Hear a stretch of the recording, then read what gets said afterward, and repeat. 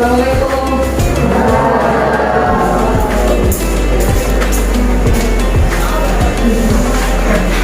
Bismillahirrahmanirrahim. Assalamualaikum warahmatullahi wabarakatuh.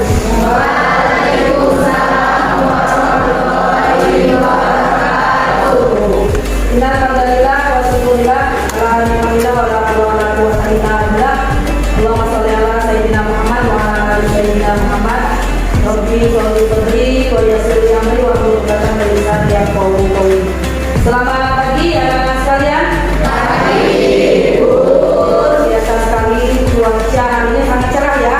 Baiklah anak-anak sekalian, sebelum mengawali pembelajaran kita, agar anak-anak sekalian semangat dan ilmu yang dipelajari itu mendapatkan berkah dari Allah Subhanahu wa taala. Ada baiknya kita berdoa. Ada yang mau memimpin doa? Ya, silakan. Silakan.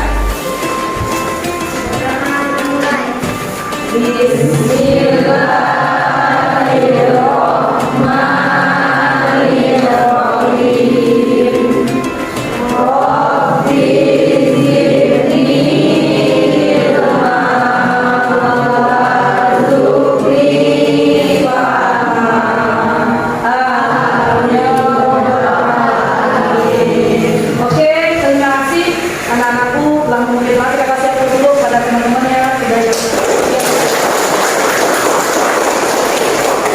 Baiklah anak-anak sekalian, pada kesempatan kali ini kita akan memasuki pembelajaran berikutnya, di mana kali ini adalah kita merupakan pertemuan yang kesekian kalinya, yang sebentar lagi kita akan menghadapi penilaian akhir semester.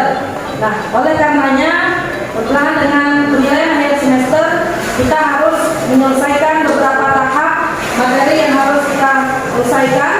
Dalam hal ini adalah materi kali ini yang akan berhubungan dengan meneladani peran ulama di Indonesia.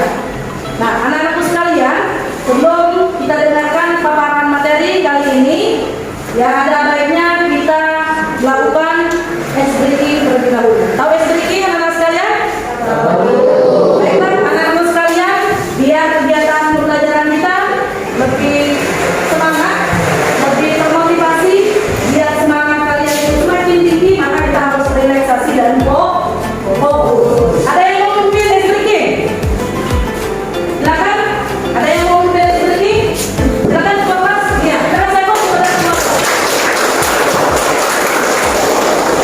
Ya, SBQ dipimpin oleh ketua kelas. Tujuannya agar kita semangat. Oke, silakan ketua kelas.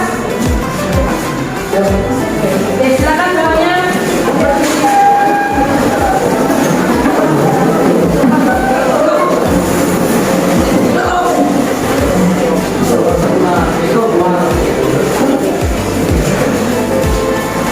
Oke, silakan semua kelas. Mungkin SPK pada hari ini kita dengar sama-sama SPK-nya biar semangat dan biar relax. Mungkin meeting hari ini siap mulai.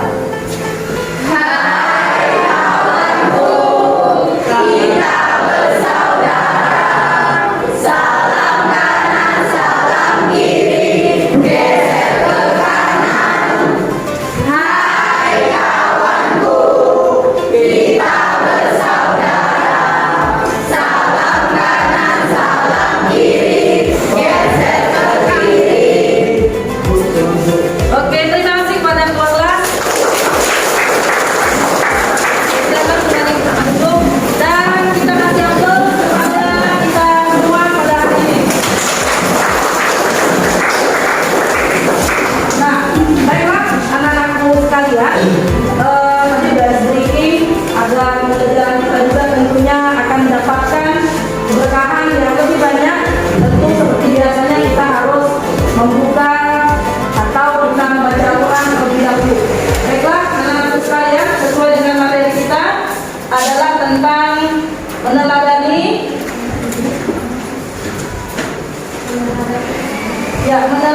peran ulama dalam menyebarkan Islam di Indonesia. Nah, anak-anak sekalian, berkenaan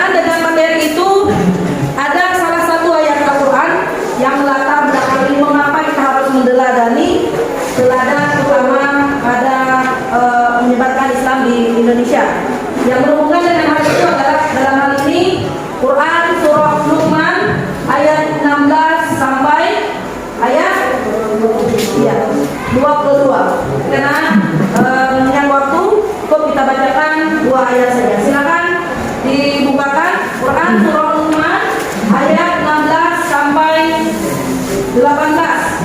Sudah ya? Sudah? Quran surah Luqman ayat 16 sampai 18.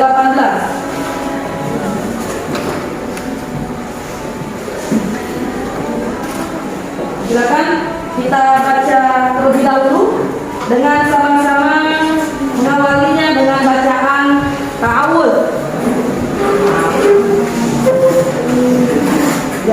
Wahid isnani salasa. A'udzu billahi minasy syaithanir rajim. Bismillah.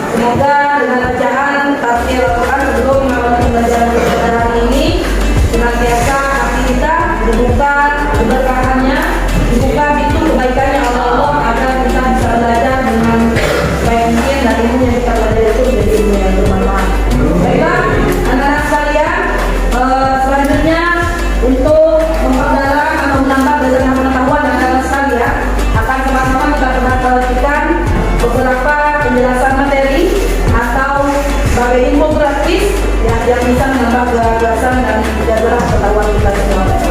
Nah, anak-anak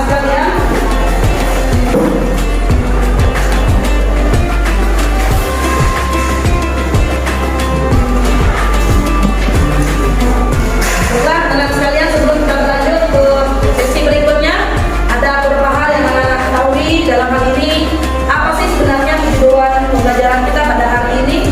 Yang tentunya harapan kita bersama ada pembelajaran hari ini kita bisa mampu, satu, peserta didik dapat menganalisis sejarah masuknya agama Islam di Indonesia. Kemudian yang kedua, peserta didik dapat menganalisis peran tokoh ulama dalam menyebarkan agama Islam di Indonesia serta sejarah klasikal. Sejarah klasikal di sini adalah dari tempo terdahulu sampai pada saat sekarang ini.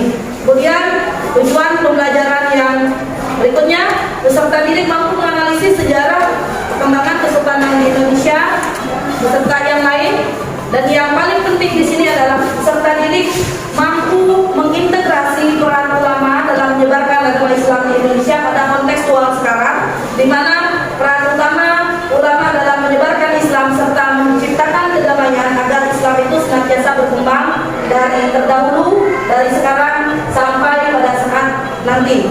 Itu tentunya semua tidak terlepas dari peran ulama yang dahulu sampai saat ini. Kemudian peserta didik mampu mencontohkan perilaku keteladanan bagaimana para ulama mampu dengan segala lebihan, dengan segala perjuangan yang mereka punya agar Islam itu senantiasa berkembang secara komprehensif, secara menyeluruh, yang khususnya yang berada di daerah Indonesia. Nah, anak-anakku sekalian, selanjutnya kita masuk ke dalam infografis. Perhatikan di situ ada beberapa teori ya yang berhubungan dengan para ulama dalam menyebarkan Islam. Selanjutnya yang berikutnya adalah analisa gambar. Anak-anak sekalian, dalam analisa gambar ini tentunya bisa memberikan gambaran kepada anak-anak sekalian sebenarnya apa sih yang ada atau yang terjadi ketika para ulama yang terdahulu dalam menyebarkan agama Islam di Indonesia. Ada 3 gambar. Yang pertama, ya itu ada anak-anak bisa menganalisanya sendiri. Yang kedua bisa diperhatikan secara jelas ada apa di balik gambar. Kemudian yang ketiga, sekalian ada beberapa tokoh, dalam hal ini adalah tokoh ulama yang menyebarkan agama Islam di Indonesia. Nah, untuk memperkuat jazanah kita, saya pikir tentunya tidak cukup kalau hanya dilihat dari gambar saja. Ya, sebagai penambah referensi dan jazanah pengetahuan serta wawasan dari anak-anak sekalian, mari kita saksikan bersama-sama tampilan berikut ini.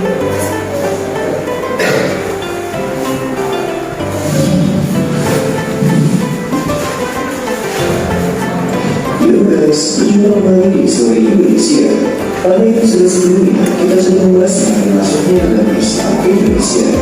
Kemudian agama Islam tiba dalam sangat cepat dan meluas di berbagai wilayah Nusantara. Sebelum masuknya agama Islam ke Nusantara, agama Hindu dan Buddha merupakan agama yang paling banyak dianut masyarakat kita. Pertanyaannya adalah, mengapa Islam dapat berkembang dan sangat besar hingga menjadi agama mayoritas di Indonesia? Dan bagaimana proses penyebaran agama Islam? Penyebaran agama Islam pada umumnya disebabkan dengan cara damai, sehingga mendapatkan sambutan baik dari masyarakat kita. Faktor keterbukaan dan keragaman masyarakat kita juga turut andil dalam penerimaan agama Islam sebagai agama baru di tengah masyarakat kita. Selain itu, untuk mengenal agama Islam syaratnya sangat mudah, yaitu adalah membaca 2 kalimat syahadat saja. Begitu pula dengan tata cara peribadatannya, tak memerlukan persiapan yang rumit. Agama Islam juga tidak mengenal sistem asas seperti agama Hindu. Dalam Islam, semua orang memiliki derajat yang sama di masyarakat maupun di tempat Allah. Perkembangan Islam di Nusantara juga sangat dipengaruhi oleh jalur-jalur penyebarannya, sehingga perkembangannya sangat besar dan luas. Adapun jalur-jalur penyebaran Islam di Nusantara diantaranya jalur perdagangan. Menurut penjelajah sekaligus penulis sama tulis Tommy Deres, Nusantara merupakan jalur perdagangan internasional yang sangat ramai. Pedagang-pedagang Islam dari penjara maupun Timur Tengah banyak dijumpai di Islam Malaka maupun bandar-bandar perdagangan lainnya. Bahkan para pedagang Islam tersebut menetap dan mendirikan perkampungan di wilayah pesisir Nusantara, sehingga interaksi pun terjadi dan pengaruh Islam pun menyebar di masyarakat, bahkan hingga para bangsawan. Para pedagang tersebut juga menjalin kontak dengan para ahli-ahli atau kepala daerah wilayah pesisir dan perlahan-lahan hasil perlindungan kerajaan. Tak sedikit raja dan kaum bangsawan yang menerima dan mengelola agama Islam. Hal ini turut kuat mempengaruhi kehidupan religi rakyat kerajaan yang dengan sukarela mengikuti agama sang raja. Saluran penyebaran Islam selanjutnya yaitu melalui jalur dakwah. Dalam agama Islam, golongan ulama atau pemuka agama berkewajiban untuk menyebarkan ajaran Islam ke seluruh masyarakat. Peran kaum ulama dalam menyebarkan Islam sangat efektif ketika menyebarkan Islam di daerah pedalaman yang tidak dapat dijangkau oleh para pedagang yang berdakwah di pesisir. Ulama-ulama yang menyebarkan Islam biasanya disebut dengan wali. Wali yang terkenal yaitu Wali Songo yang menyebarkan Islam di Pulau Jawa dengan berbagai tampilannya, guys. Penyebaran Islam yang kedua yaitu jalur perkawinan. Perkawinan terjadi antara pedagang-pedagang Islam maupun kaum ulama yang menikah dengan masyarakat sekitar yang masih menganut agama Hindu, Buddha maupun agama lokal. Bahkan banyak pula pedagang Islam yang menikah dengan putra-putri para bangsawan. Pernikahan juga terjadi antara sesama bangsawan berbeda keyakinan. Seperti contohnya pernikahan Putri Champa yang beragama Islam dengan Raja Brawijaya II dan Majapahit, ataupun juga pernikahan antara Prabu Siliwangi yang beragama Hindu dengan Nyai Subanglarang. Keturunan mereka banyak yang memeluk Islam.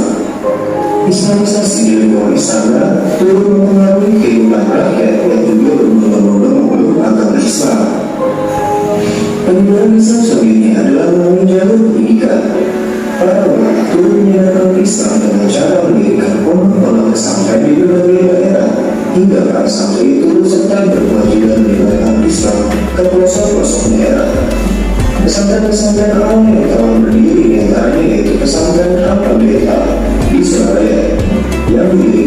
Sunan Ampel. Pesantren Sunan Giri yang didirikan oleh Raden Paku atau biasa dikenal dengan Sunan Giri. Bisa juga disebarkan melalui jalur tasawuf. Tasawuf adalah ajaran menyucikan jiwa dengan cara menjauhi kehidupan yang bersifat kesenangan duniawi dan menginginkan spiritual pada lebih dekat kepada Allah Subhanahu wa Ta'ala. Dalam perkembangan penyebaran Islam, ilmu tasawuf bisa dikuasai oleh orang-orang berilmu tinggi yang memiliki kekuatan spiritual seperti pengobatan maupun apa yang dibutuhkan dengan mistik. Ajaran tasawuf dapat dijumpai dalam cerita Barat dan karya dari masyarakat setempat. Ajaran ini sudah berkembang terutama di Pulau Jawa yang masih kental dengan orientasi mistik yang telah menyatu dalam pola pikir masyarakat. Tokoh-tokoh tasawuf yang terkenal diantaranya yaitu Abu Zafar Suri, Syamsuddin As-Sufani, dan Syekh Siti Jenar. Jalur penyebaran Islam di Indonesia lainnya terjadi kesenian. Agama Islam juga disebarkan melalui kesenian seperti wayang, gamelan, dan juga orang. Tokoh yang menyebarkan ajaran Islam melalui kesenian yaitu Sunan Kalijaga dan Sunan Bonang. Dalam pergelaran wayang yang digelar pada Kalijaga, kisah-kisah yang ditampilkan biasanya diambil dari kisah Ramayana atau Mahabharata. Wayang ini kemudian dimodifikasi dengan diisi unsur-unsur Islam sehingga membuat masyarakat tertarik dan ingin tahu lebih dalam mengenai agama Islam. Oke guys, ini dulu aja pembahasan dari kami yang mengenai penyebaran agama Islam di Indonesia. Jika kalian suka dengan video ini, jangan lupa tinggalkan like dan komentar ya. Bagi yang belum subscribe, silahkan subscribe teman-teman.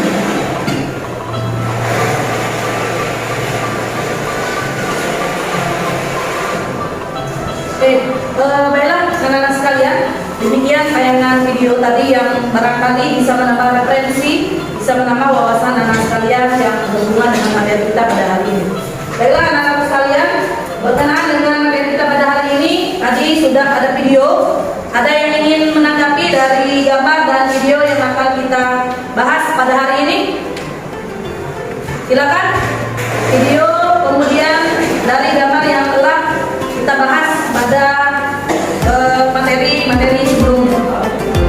Silakan kelompok 1 ya, belum, karena memang kelompoknya belum diberikan. Nanti akan ada tugas-tugas yang harus kalian kerjakan setelah ini. Silakan yang ingin berkomentar berkenaan dengan video maupun gambar yang telah kita tayang tadi. Ya, silakan. Mutia Mereta kita kasih upload dulu.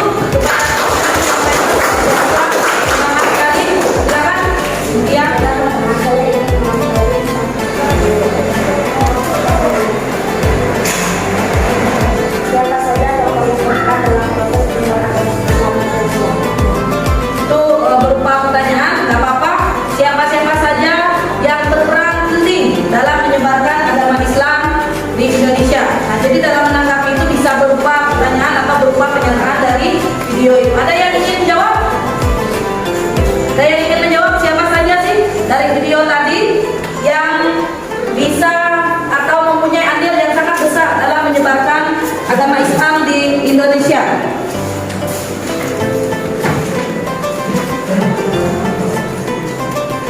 Ya, silakan. Perkenalkan namanya siapa? Kita kasih dulu kepada teman-teman. Baiklah, di sini nama saya Ina. Saya ingin menjawab pertanyaan dari Tia. Pertanyaannya, siapa saja tokoh yang menyebarkan agama Islam? Ya. Yang pertama ada Sultan Khalid Al-Saleh, yang kedua Sultan Ahmad, yang ketiga Sultan Al-Din Iyajah, yang keempat ada Wali Songo, yang kelima Sultan Al-Din, yang keenam Tunggal Karangan, dan yang terakhir Sultan Zainal Abidin. Iya. Kita kasih upload benar sekali banyak yang melatar belakangi merebaknya atau Islam begitu pesat berkembang khususnya di Indonesia. Ada lagi yang ingin menanggapi?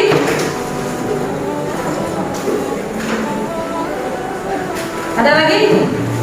Oke, kalau tidak ada, kita lanjut kepada penjelasan berikutnya. Nah, anak-anakku sekalian, pada dasar ya, ada beberapa teori yang menyebabkan Islam begitu mudah masuk ke Indonesia. Nah, sebelum itu kita harus tahu dulu mengapa sih Islam begitu mudah masuk ke Indonesia, apa sebabnya gitu. Pertama yang harus kita ketahui bersama adalah anak-anak sekalian bahwa masuk Islam di Indonesia khususnya itu sangat mudah. Karena ketika seseorang masuk ke agama Islam itu melewati berbagai proses. Nah, dari proses itu hanya ada beberapa proses yang harus dilewati ketika seseorang masuk Islam. Apa? Salah satunya adalah dengan mengucapkan dua kalimat syahadat, atau kita kenal dengan istilah syahadatain. Ada syahadat tauhid dan ada syahadat rasul. Bagaimana bunyi syahadat?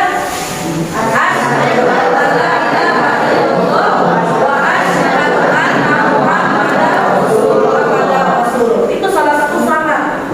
Dan syarat itu menjadi hak prerogatif yang tidak bisa ditawar-menawar. Ya, dia harus melewati syahadat itu dulu, diucap dengan fasih, diucap dengan lancar, baru seseorang bisa sah dan dianggap beriman dan masuk dalam ajaran agama Islam. Nah, kemudian anak-anak sekalian, selain itu pula ada beberapa indikator yang melatar belakangi Islam mudah masuk dan berkembang di Indonesia. Melalui apa? Pertama, karena memang Indonesia itu mempunyai letak yang sangat strategis. Dari penduduknya yang punya keanekaragaman yang tinggi, budaya, suku, bangsa dan lain sebagainya, itu hanya ada di Indonesia. Kemudian yang kedua adalah banyaknya peran-peran ulama karena kegigihannya tadi. Karena kalau tanpa melalui peran ulama karena kegigihannya, maka saya pikir Indonesia tidak bisa berkembang dengan pesat. Ada dari segi geografisnya, dari perdagangan yang dilakukan oleh India, Cina maupun dari Arabia. Kemudian yang kedua, ada beberapa teori yang melatar belakangi ya.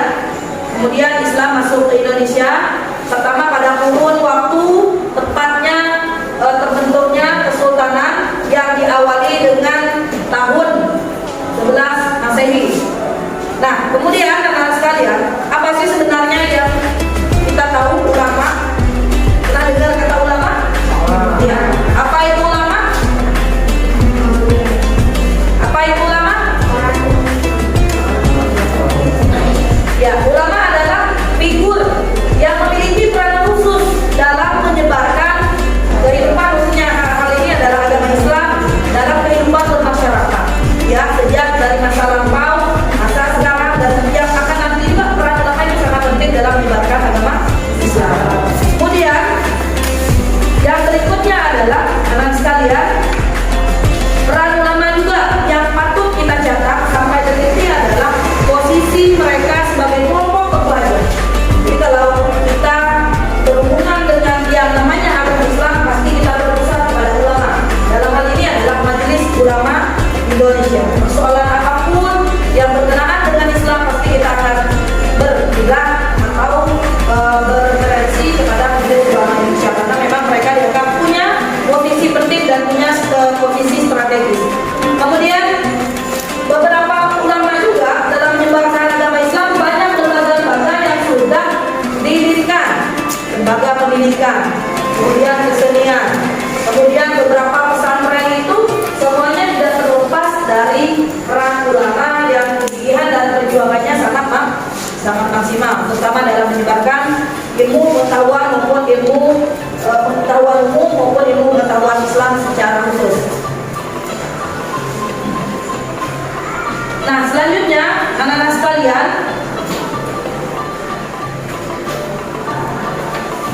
maksudnya agama Islam ada 5 teori yang melatar belakangi itu. Pertama adalah teori sejarah. Nah, siapa yang mempelopori teori ini adalah menurut Profesor Dr. Cesnok Horronje. Masuknya Islam ke Indonesia itu adalah dari teori sejarah yang berasal dari India. Pada tahun kapan hal ini terjadi? Tepatnya pada tahun 13 Masehi. Nah, kemudian yang kedua, anak-anak sekalian, teori Mekah yang dibawa atau yang dipelopori oleh Profesor Dr. Buya Hamka, salah satu tokoh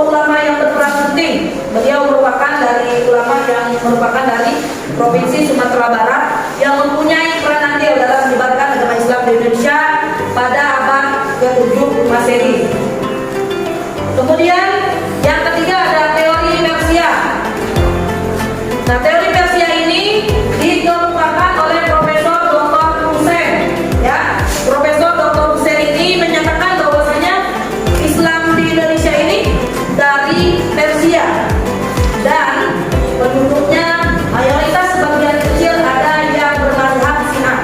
Ya, nah jadi Indonesia karena mayoritas penduduk kita itu adalah agama Islam, ada dari sekian banyak penduduk itu yang bermadzhab Syiah, ada yang Nahdlatul Ulama, Ahlus Sunnah wal Jamaah, ada Tarekat Nasabaniyah. Jadi banyak. Ini yang menjadi salah satu corak uniknya agama Islam di Indonesia. Kemudian yang keempat ada teori Cina. Nah, apa teori Cina ini? Coraknya adalah bahwa kata Sultan, salah satu profesor ini mengatakan bahwa ada salah satu dari keturunan Wali Songo, yakni Sultan Demak, yang merupakan salah satu keturunan Chinese. Ini yang sebabnya Islam masuk ke Indonesia. Dan tadi juga dari tayangan video itu juga ada salah satu dari tokoh keturunan para ulama yang menikah dengan keturunan China, ya, keturunan China. Kemudian yang kelima ada teori maritim yang dipelopori oleh N.A. Balogh yang menyatakan bahwa proses pengenalan ajaran Islam ini berawal selama kurun ke-1 sampai dengan kurun ke-7 sampai 12 Masehi. Jadi kurang lebih hampir 10 tahunan lebih, ya, dari teori maritim ini. Kemudian fase berikutnya Islam sudah mulai mengalami perkembangan. Islam sudah mengalami perkembangan ini artinya sudah ada pengikut-pengikut yang mengikuti ajaran-ajaran Islam yang dibawakan oleh para ulama dari beberapa jalur, ya, baik itu dari jalur pendidikan melalui pondok pesantrennya, baik itu jalur perkawinan, ya, tadi yang disebutkan ada kerajaan Majapahit, Hindu Buddha. Walaupun dari seluruh umumnya penduduk Indonesia terdahulu banyak yang memeluk agama Hindu dan agama Buddha. Tapi dengan adanya peran ulama pada tahun 7 sampai 12 Masehi banyak peran dan banyak bidang sehingga Islam begitu mudah berkembang dengan pesat. Nah, selanjutnya anak-anak sekalian,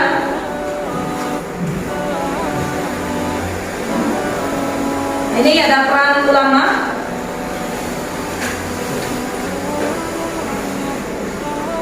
Nah, peran ulama di sini adalah banyak peran para ulama dalam menyebarkan ajaran agama Islam. Nah, sebelum kita lanjutkan, ada pertanyaan dan ada tanggapan?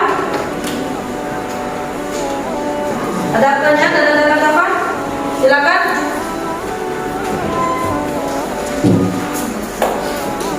Ya, silakan berdiri.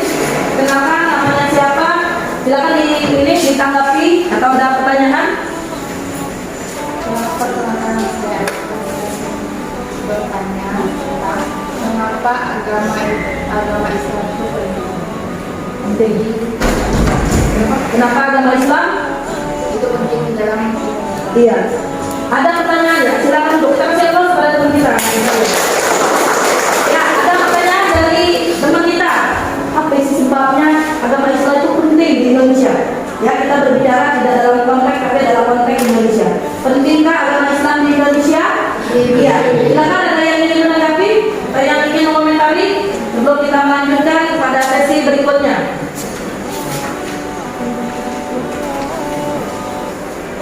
Silakan, Ari.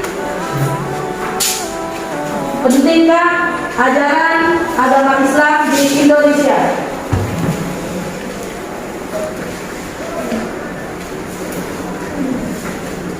Silakan.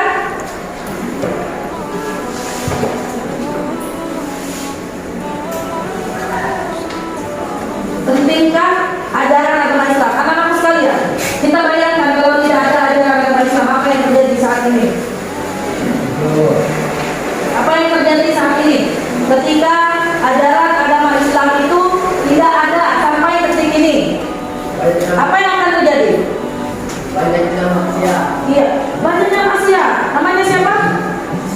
Iya, aku kita kasih tahu. Kalau agama Islam tidak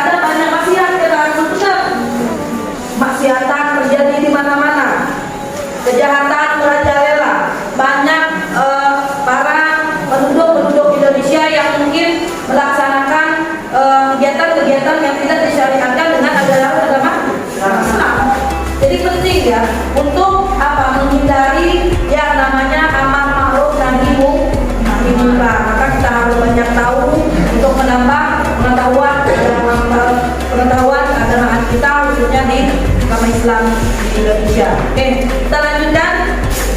Nah, anak-anak sekalian, ada peran ulama. Jadi seperti materi kita adalah peran ulama dalam menyebarkan agama Islam.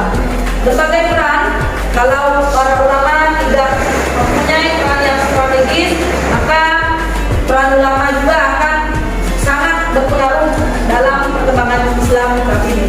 Kemudian satu, sebagai penasehat raja yang sekaligus sebagai raja juga dalam memberikan suatu keputusan yang raja tersebut sebagai sebuah panutan. Maka ulama itu adalah figur tokoh. Ya, jadi kalau ada persoalan-persoalan apapun yang berhubungan dengan persoalan baik itu yang berhubungan dengan kemaslahatan masyarakat umum maupun Islam sendiri, maka ulama itu adalah sebagai penasihat raja. Kemudian yang kedua adalah sebagai pemberi doa restu dalam memimpin ibadah dan upacara. Ya, khususnya agama Islam kalau ada perayaan-perayaan hari besar, maka salah satu peran para ulama dalam memimpin sebuah ritual atau acara. Ya, agar apa? Kenapa harus ulama yang memimpin? Agar apa? Mendapat keberkahan dan mendapat kebaikan yang begitu besar bagi masyarakat Indonesia. Kemudian sebagai pengembang kebudayaan setempat, dengan adanya ulama, peran ulama begitu besar anak-anak sekalian. Jadi dengan adanya peran ulama itu maka akan kebaikan terus mengalir, keberkahan akan terus mengalir, terutama kebudayaan-kebudayaan yang berhubungan dengan agama Islam.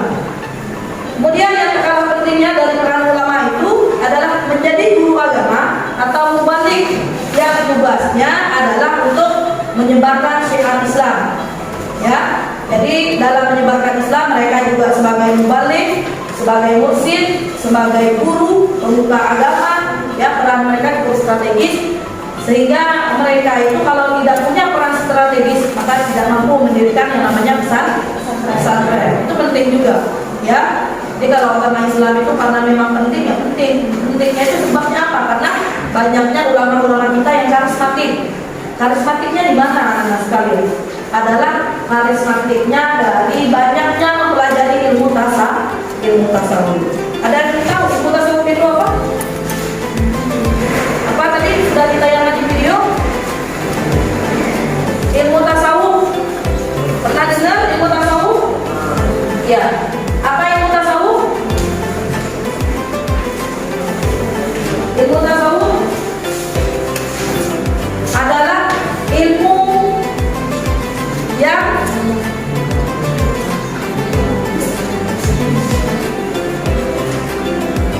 ya, pernah dengar ilmu tasawuf? Apa?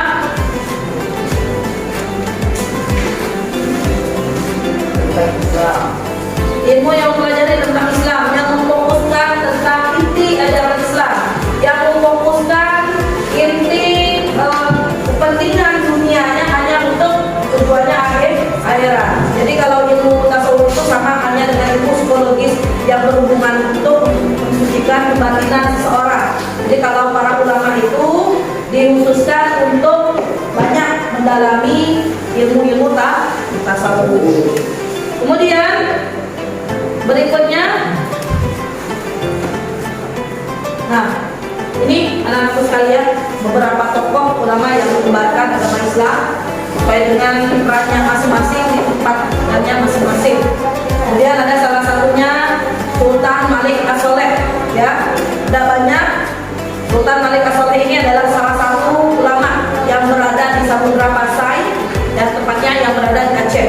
Nah, jadi ketika Sultan Malik As-Soleh ini adalah salah satu raja sultanah. Jadi ketika Sultan Malik As-Soleh ini sudah menyebarkan ajaran agama Islam, Islam itu sudah mulai berkembang melalui berbagai bidang perkawinan, bidang pendidikan, bidang senian, ya kan? Ya, banyak hal, bidang politik. Jadi ketika Samudra Pasai itu berdiri yang dipimpin oleh Kesultanan Sultan Malik As-Soleh atau benar-benar istilah familiarnya adalah Sultan Iskandar Muda. Ya, jadi di Aceh itu juga dikenal dengan istilah Sultan Iskandar Muda ini. Islam itu sudah mulai berkembang. Beda dengan sebelum berdirinya kesultanan-kesultanan itu, Indonesia masih merintis. Sehingga wajar dari sekian banyak penduduk Indonesia itu belum memeluk ajaran agama Islam secara mayoritas. Tetapi minoritasnya itu sedikit yang baru memeluk ajaran Islam. Nyatanya lebih banyak memeluk ajaran Hindu, Buddha. Maka bentuknya candi-candi yang berada di daerah Yogyakarta itu adalah bagian daripada momentum atau sebagai salah satu sepenggal sejarah ya berkembangnya salah satu keragaman Islam yang ada di Indonesia. Jadi anak-anak sekalian, dengan adanya keragaman itulah sebenarnya salah satu tugas ulama dan para ulama yang penting juga menciptakan kedamaian. Menciptakan kedamaian dalam kontekstual sekarang. Bagaimana para ulama mampu mengajar, bagaimana para ulama mampu menyampaikan risalah Islam itu dengan sebaik mungkin agar mereka bisa menciptakan kedamaian yang ada di seluruh Indonesia, sehingga tidak ada yang namanya perang saudara, musuh-musuh antar pemeluk agama. Dalam konteks sekarang adalah moderasi beragamanya diciptakan dari zaman terdahulu. Ya, bagaimana Islam bisa diterima di agama Hindu, bagaimana Islam itu bisa diterima oleh bangsa Cina, itu kan para ulama juga yang punya peran strategis yang bisa berbaur dari setiap pemuka agama. Ya, jadi mereka berbaur satu dengan yang lain. Ini adalah salah satu peran ulama juga dalam menciptakan kedamaian. Kemudian ada Sultan Ahmad. Nah, Sultan Ahmad itu juga sama. Kemudian ada Sultan Alauddin Riyad Shah, ada Wali Songo. Ya, Wali Songo itu mungkin lebih familiar. Nah, ya, yang berada di di daerah Pulau Jawa. Jadi mereka menyebarkan Islamnya itu ada di Pulau Jawa. Kemudian Wali Songo itu apa artinya? Wali 9. Songo itu 9 dalam bahasa Jawa ya. Kemudian Sultan Alauddin.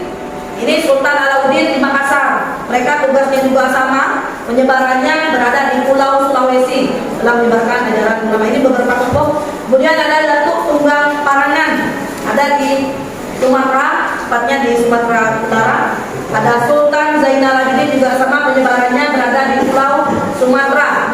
Kemudian ada Abdurrahman, ada tokoh ulama Abdul Somad Palimbani, tepatnya ada di wilayah kita Sumatera Selatan, sebagai salah satu penyebaran Islam yang begitu dekat yang berada di daerah Sumatera Selatan.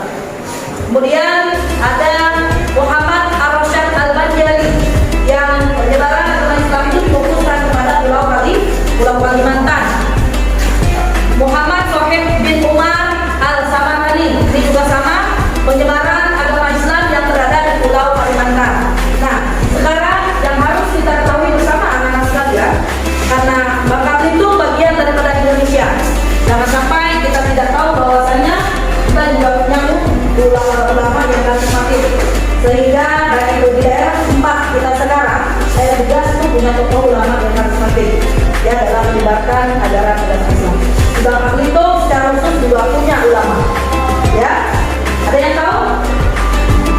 Jadi ada beberapa ulama karismatik yang punya peran penting dalam menyebarkan atau dalam mengembangkan ajaran agama Islam di Indonesia, khususnya di Bangka Belitung. Satu yang berada di daerah tugas itu adalah Kiai Haji Ja'far Ad-Dari. Itu perannya melalui apa? Adalah melalui jalur pendidikan. Beliau dari suatu majelis yang lain ya menyebarkan, mengajak para penduduk tempat untuk belajar yang namanya ajaran Islam. Ya, beliau merupakan salah satu tokoh ulama yang berasal dari Bangka Selatan, tepatnya Desa Delas. Ya, beliau keturunan Bangka Selatan asli. Beliau pernah lama belajar di daerah Mekah ya dalam mendalami ilmu agama, sehingga banyak pengikut beliau. Ya. Kemudian di Bangka Belitung ada Syekh Abdul Rahman Sidik yang saat ini nama beliau diabadikan menjadi salah satu nama kampus agama Islam yang berada di Bangka Belitung. Nah, jadi sangat penting kita harus tahu juga. Kemudian ada juga satu lagi tokohnya Kiai Haji Hatamat. Itu adalah tokoh ulama dalam menyebarkan agama Islam khususnya di Bangka Belitung. Melalui jalur apa? Tepatnya melalui jalur pendidikan dan pengetahuan. Karena kenapa para ulama di Bangka Belitung ini hadir ketika Islam itu sudah berkembang, ketika Islam Islam itu sudah berkembang, bukan merintis. Kalau merintis pada saat itu adalah Bangka Belitung belum menjadi suatu provinsi yang saat ini menjadi urutan ke-30 dari provinsi di Indonesia. Oke, anak sekalian, demikian untuk penjelasan hari ini. Ya, selanjutnya kita akan memasuki sesi selanjutnya. Ya, baiklah, sebelum kita memasuki sesi selanjutnya, kita kasih aplaus dulu untuk kita semua.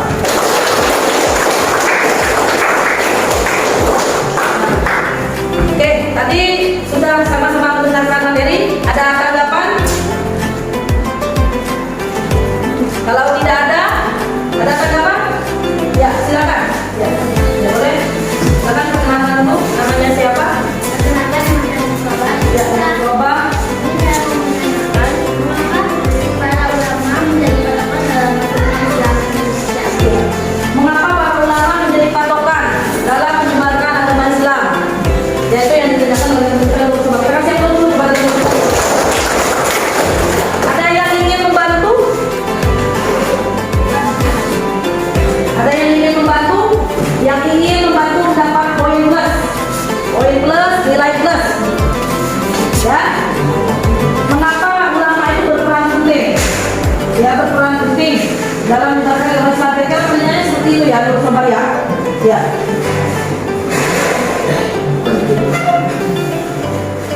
Silakan.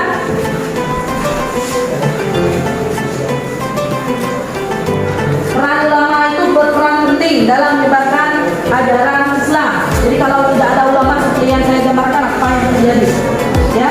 Oke, silakan. Ada yang ingin membantu? Ya, silakan Ari, kita kasih upload dulu kepada Ari. Silakan.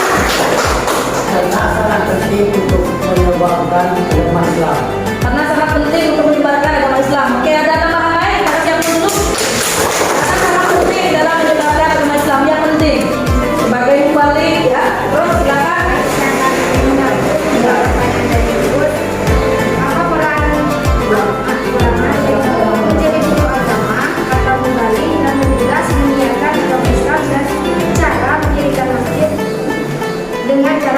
masjid dan pesantren dan nasihat aja. Oke, terima kasih. Kita kasih aplaus. Contohnya, perannya.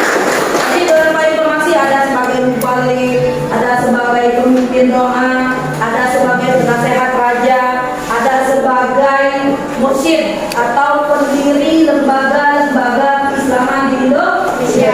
Luar biasa sekali. Kita kasih aplaus. Oke, baiklah, anak-anak sekalian, saya pikir untuk penjelasan hari ini cukup banyak ya. Tentunya dari penjelasan tadi ada beberapa hal yang harus kalian lakukan. Kita akan memasuki acara selanjutnya, yakni pembagian kelompok. Nah, gimana pembagian kelompok kita hari ini? Oh ya, tadi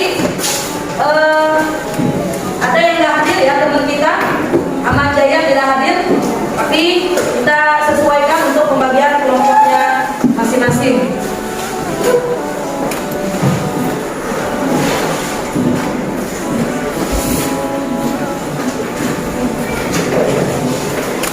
Nah, untuk pembagian kelompok, setelah ini saya akan membagikan kelompok. Nah, setelah saya bagikan kelompok, anak-anak silakan duduk sesuai dengan kelompoknya masing-masing.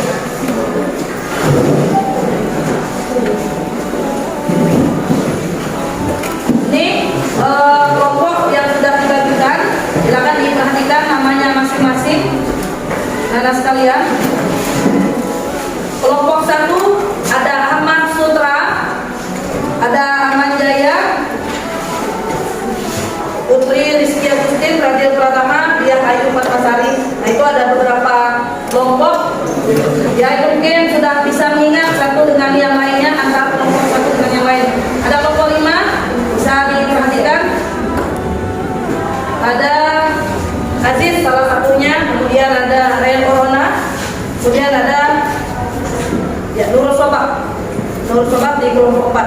Silakan anak-anak sekalian duduk sesuai dengan kelompoknya masing-masing. Saya atur kelompok 1, 2, 3, 4, dan 5. Silakan kita sesuai dengan kelompoknya masing-masing.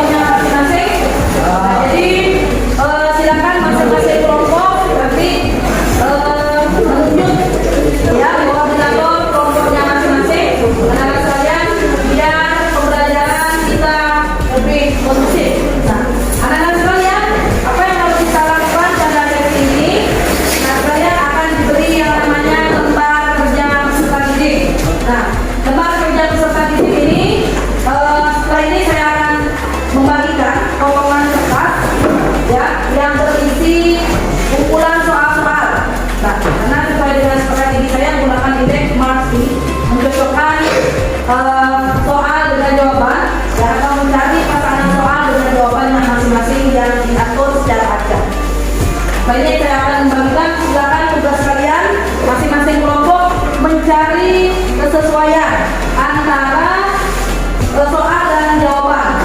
Baru nanti dipresentasikan sesuai dengan soal yang ada dalam lembar kerja peserta didik.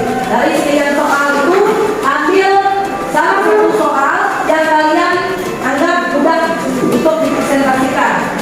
Dari pembahasannya, misalnya soalnya sebab masuk Islam adalah ini. Jadi silakan dipresentasikan sesuai dengan materi dan pembahasan yang berkenaan dengan soal. Oke, baiklah. Nah sekalian, ini lembar kerja peserta didiknya.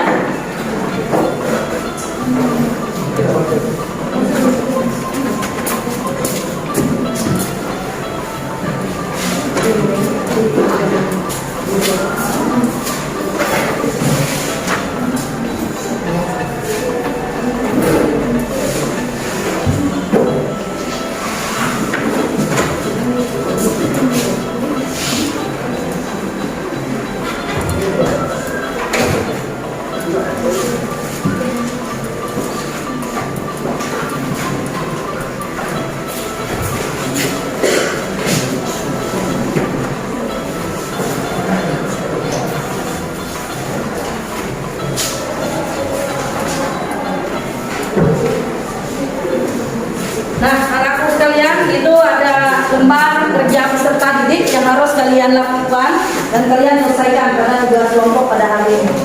Nah, anakku sekalian, jadi pada kesempatan kali ini itu ada lembaran kertas. Silakan menulis nama kelompoknya masing-masing dengan spidol. Tulis sesuai dengan nama kelompoknya masing-masing di kertas yang telah disediakan. Kelompok 1 sampai dengan kelompok 5. Silakan dituliskan. Nah, sembari yang lain juga mengerjakan ya, mencari tugas-tugas tersebut. Nah, silakan anak-anak menulis nama kelompoknya masing-masing di kertas kosong yang telah kami sediakan. Nah, berikutnya anak-anak sekalian, jadi pada saat mengerjakan soal,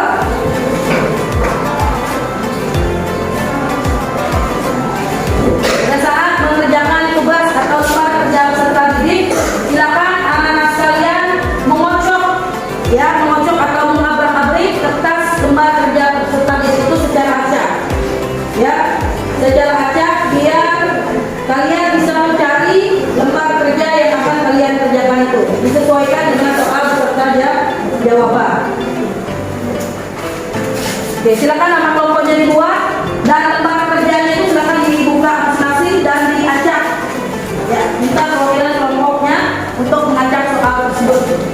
Ya, perhatikan nama kerjanya itu ada lembar pertama dan kedua itu adalah nama kerja. Silakan perwakilan kelompok 1 orang berdiri untuk mengocok atau mengacak soal tersebut. 1 orang silakan berdiri untuk mengacak-acak soal tersebut. Silakan. Walaupun bentuknya kertas, tapi itu bisa diacak-acak, ya. Silakan semuanya berdiri, kita ocok sama-sama. Ya, silakan kelompok 5, kelompok 4. Ya, silakan klipnya dibuka, kita acak secara bersama-sama, kita hitung sama-sama. Ya, baru teman-teman mengacak lembar soal yang telah dibagikan. Kita hitung sama-sama. 1. Untuk kita ulangi, hitung sama-sama. 1, 2, 3. Oke, silakan masing-masing kelompok untuk mengacak kertas lembar kerja peserta didik yang telah dibagikan.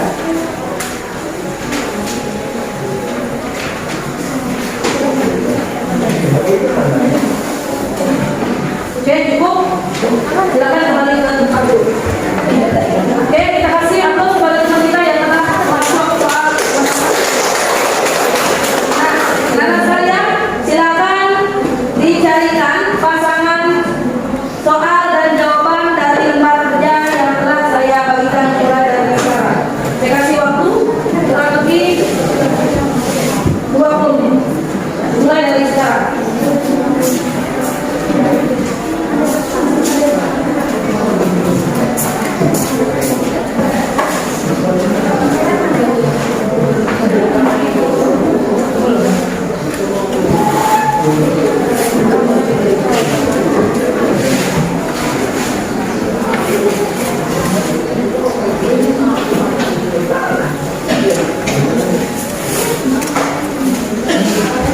Silakan dicari pasangan soalnya masing-masing dan jawabannya, dan kemudian pilih salah satu soal yang mudah untuk kalian presentasikan dan kalian pahami.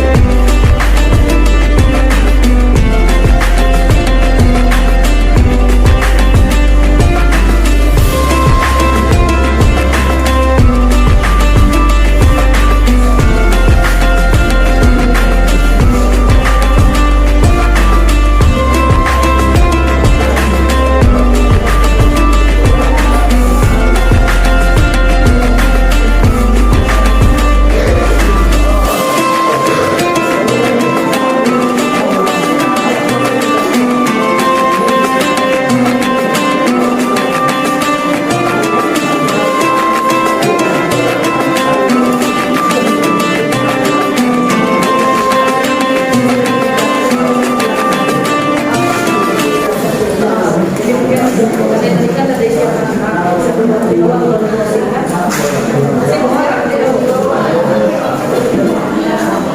silakan. Ada masalah?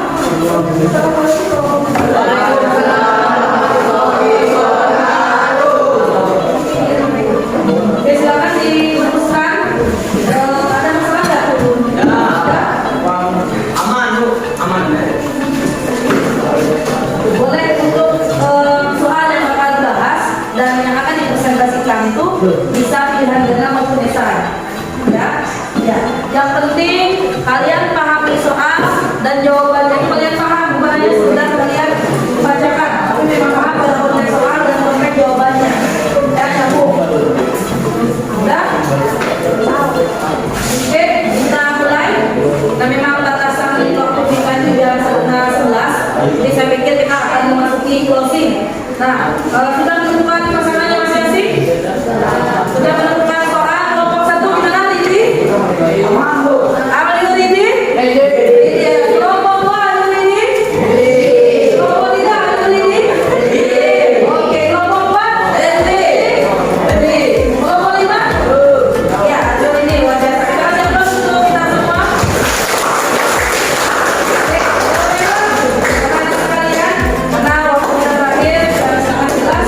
Kita akan masuki di fase presentasi tugas. Silakan RKPD perwakilan masing-masing kelompok. Satu orang kita mulai dari kelompok 4 terlebih dahulu. Silakan kelompok 4 tidak siap belum dulu untuk presentasikan. Sini aja, silakan.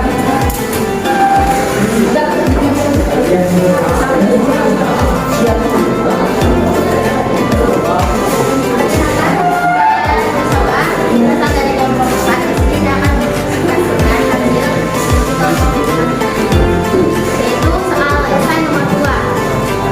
Dibacakan tentang dalam darat oleh Profesor Dr. J. Sinau. Menurut kalian, apakah dalam darat ini sudah cukup atau cukup untuk menjelaskan maksudnya Islam ke Indonesia? Jelaskan alasannya.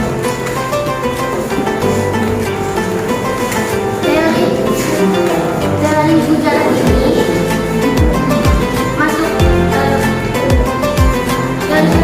masuk ke Indonesia dari Gujarat.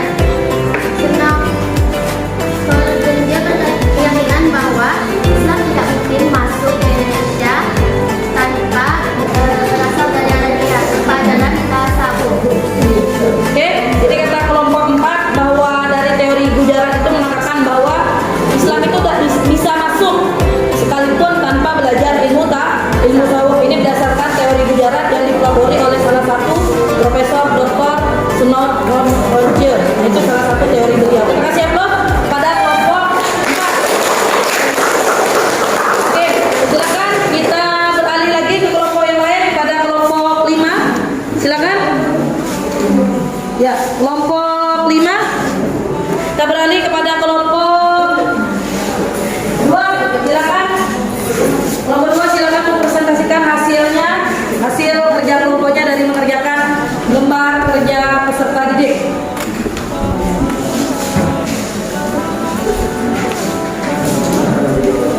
Ya, silakan kelompok 2.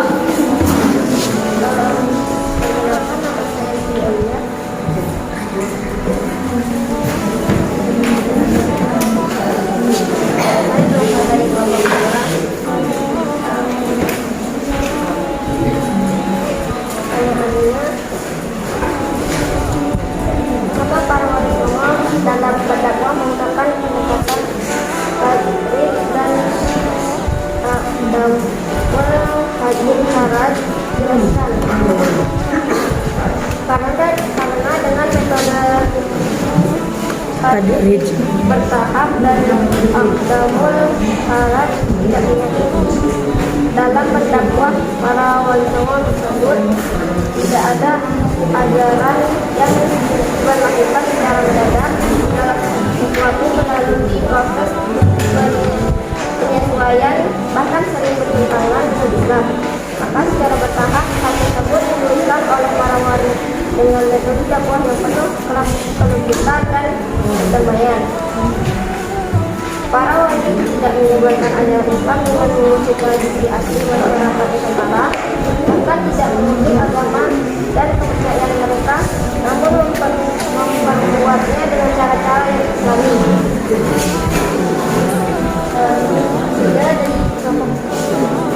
Oke, terima kasih. Kelompok 2 sudah mempresentasikan hasilnya. Mereka bahas soal nomor 1 esai ya. Yang pertanyaannya adalah bagaimana para ulama menggunakan ajaran Islam dengan metode apa? Salah satunya metode yang digunakan itu adalah metode tajrid ya. Nah, itu adalah metode tajrid dengan memberikan contoh dan keteladanan bagi penduduk Islam di Indonesia. Oke, satu lagi. Kelompok yang lain, ya silakan kelompok 3 untuk mempresentasikan hasil kelompoknya masing-masing. Kita kasih aplaus untuk kita semua. Silakan. Di sini saya akan mempresentasikan hasil kerja kelompok kami, yaitu pertanyaan esai nomor 1 tentang sebelum Islam datang ke Indonesia, masyarakat pribumi sudah memiliki agama dan kepercayaan yang turun-menurun dari nenek moyang. Nah, pertanyaannya adalah mengapa ajaran Islam mudah diterima oleh masyarakat Indonesia? Jawabannya kalau menurut kami yaitu ajaran Islam mudah diterima oleh masyarakat Indonesia dikarenakan syarat-syaratnya sangat mudah, yaitu untuk menjadi seorang muslim seseorang cukup mengucapkan 2 kalimat syahadat, yaitu syahadat tauhid dan syahadat rasul. Nah, di samping itu kegigihan dan semangat para juru dakwah melalui berbagai saluran Islaminasi di Indonesia juga berperan penting terhadap keberhasilan dakwah di Indonesia secara damai. Nah, para penjuru dakwah ini menjadi seorang guru agama atau mubalir yang bertugas menyiarkan agama Islam dengan cara mendirikan masjid dan pondok pesantren serta menjadi penasihat raja. Nah, inilah hasil kerja kelompok kami. Kurang lebihnya saya mohon. Saya jadi wabillahi taufiq hidayah. Wassalamualaikum warahmatullahi wabarakatuh. Waalaikumsalam warahmatullahi wabarakatuh. Biasa dari kelompok kita, kita kasih aplaus. Iya, benar sekali anak-anak sekalian. Jadi apa salah satu peran ulama ya? Soalnya tadi apa? Kelompok 3?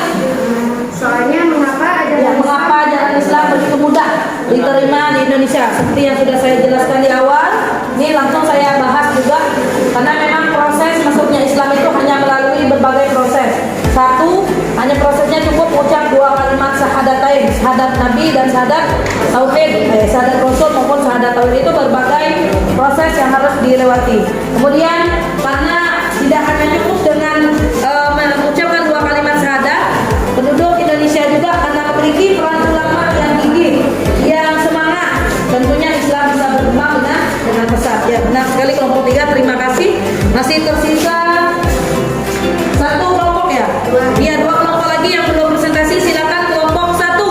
Kita kasih aplaus kepada kelompok 1.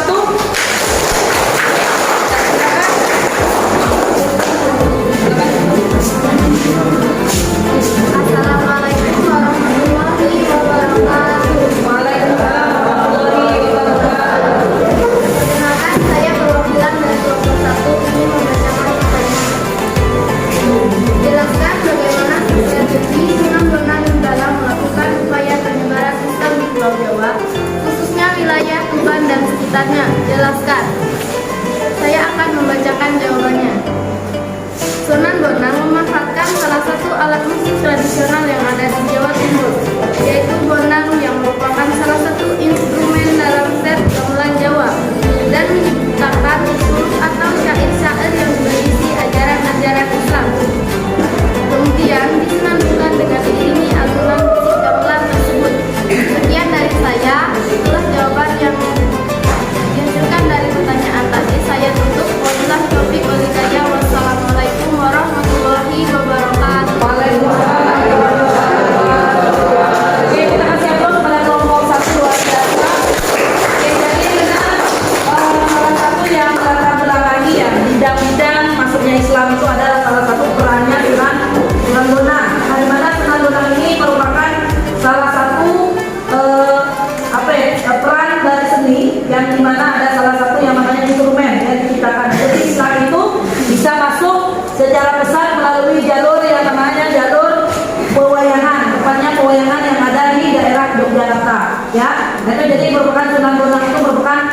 satu dari sekian wali songo yang mempunyai peran strategis dalam menyebarkan agama Islam di Indonesia. Oke, terima kasih kelompok 1 luar biasa. Kita beralih pada kelompok yang terakhir, kelompok 5.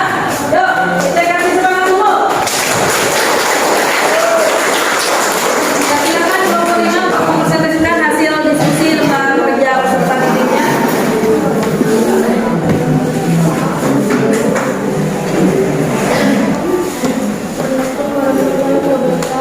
Waalaikumsalam warahmatullahi wabarakatuh.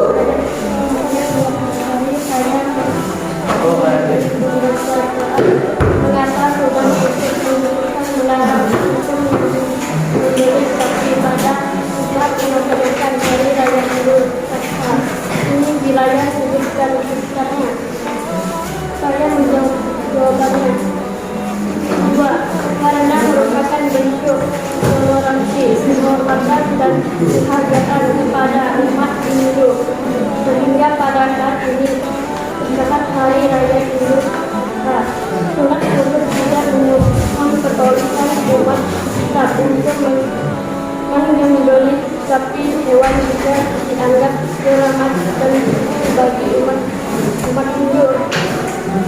Oke, kita kasih Allah kepada kelompok 5 luar biasa.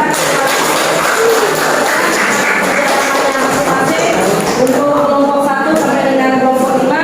Oke, baiklah anak-anak sekalian, dari masing-masing presentasi kelompok tadi bisa kita tarik kesimpulan bahwasanya Islam masuk ke Indonesia itu melalui peran ulama yang sangat gigih karena perjuangannya, karena keteladanannya. Kemudian Islam masuk ke Indonesia melalui berbagai bidang. Ada bidang seni, ada bidang pendidikan, ada bidang perkawinan, ada bidang juga jalur dakwah. Bagaimana para ulama mendirikan yang namanya lembaga Islam itu melalui jalur dakwahnya dengan membentuknya majelis-majelis ilmu di Indonesia. Oke, itu kesimpulan dari saya selaku guru mata pelajaran. Ada kesimpulan yang lain, silakan satu perwakilan untuk menyimpulkan hasil pembelajaran kita pada hari ini. Silakan satu orang. Yang laki-laki langsung silakan, ada di buku silakan buka, ada temannya. Banyak kapitnya itu adalah perempuan. Ya, silakan langsung. Ya, silakan dibacakan kesimpulan. Ya, tadi silakan. Ya, kesimpulan untuk materi kita pada hari ini supaya dengan materi meneladani peran ulama di Indonesia. Ya, ya, dan yang dulu baru sekali lari ya. Oke.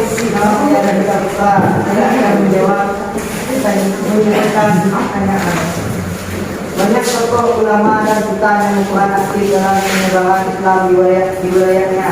Masing-masing di antaranya Sultan Malik Al-Saleh, Sultan Ahmad, Sultan Alauddin Riwayat Syah Wali Songo, Sultan Alauddin Datuk Tunggang Parangan, Sultan Zainal Abidin, Syekh Ismail Al-Minangkabau, Syekh Ahmad Khatib, Tambah Abdul Syahid, Abdul Rahman, Abdul Samad Al-Palimbani, Syekh Mahfuz Al-Termati, Syekh Nawawi Al-Batani, Syekh Muhammad Yasin bin Isa Al-Padani, Narudin Al-Raini, Abdul Rauf As-Sinkli, Muhammad Arsyad Al-Banjari, Abdullah Mahfuz Al-Termati, Muhammad Soleh bin Umar Al-Ramarani. Iya, cukup. Terima kasih kelompok 3 atas kesimpulannya pada hari ini. Ada kelompok yang lain, silakan kelompok 2. Ya, Ari Maulana, kita kasih aplaus kepada Ari Maulana.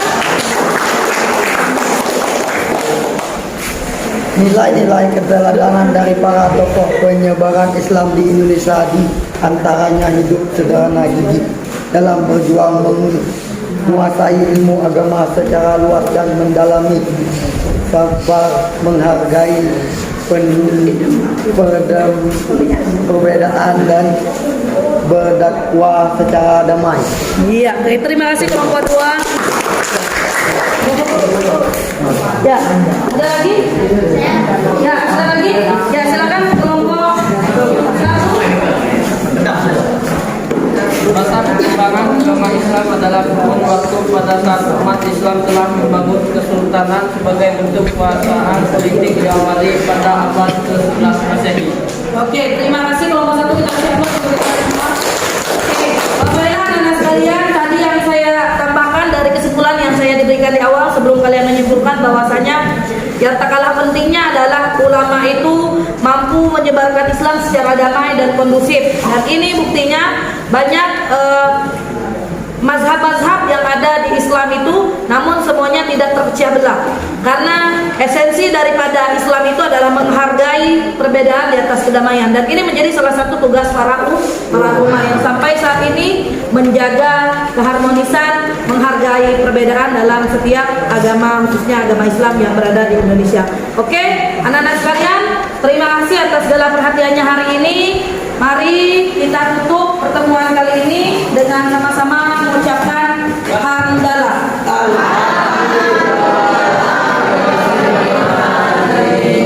Bella, yang termasuk siapa?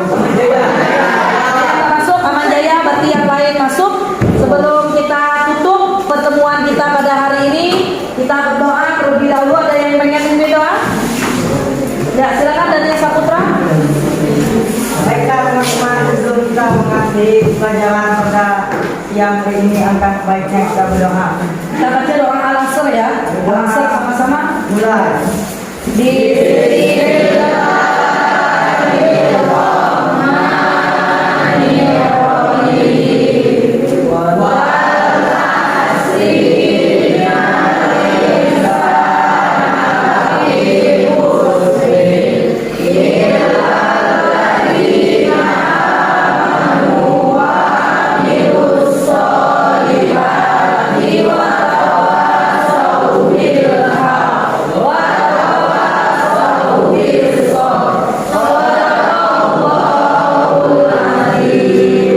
Oke, terima kasih anak-anak sekalian. Mudah-mudahan apa yang kita sampaikan pada hari ini mendapatkan keberkahan dan kebaikan serta bertambahnya motivasi belajar untuk pertemuan-pertemuan berikutnya. Nah, pertemuan-pertemuan berikutnya kita akan ada beberapa kegiatan lagi. Salah satunya adalah kalian dibuat untuk membuat produk timeline yang berhubungan dengan peranan ulama dalam menyebarkan agama Islam di Indonesia. Tapi itu untuk pertemuan berikutnya. Mudah-mudahan kita diberikan kesempatan untuk bertemu di kesempatan yang lain. Mohon maaf, kekurangan yang benar